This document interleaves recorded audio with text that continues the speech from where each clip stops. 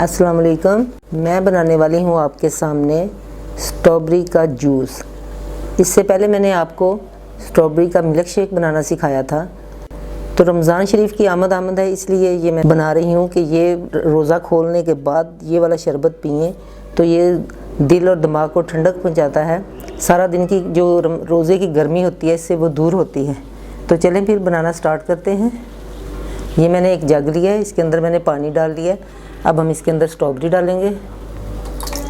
Strawberry को धो के मैंने इसके पत्ते वगैरह सारे उतार दिए और अब ये मैं जग में डाल रही हूँ। ये साथ ही इसके चीनी डाल रही हूँ। ये इतने पानी का हिसाब है, आप अपने हिसाब से चीनी डाल सकती हैं।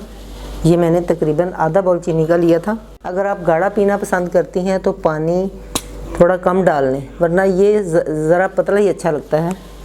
और साथ ही ये इसके अंदर रूह अफ़ज़ा डाल देंगे। रूह अफ़ज़ा डालने से शरबत का जो मज़ा होता है वो और ही दुबाला हो जाता है और सब बड़े शौक़ से पीते हैं।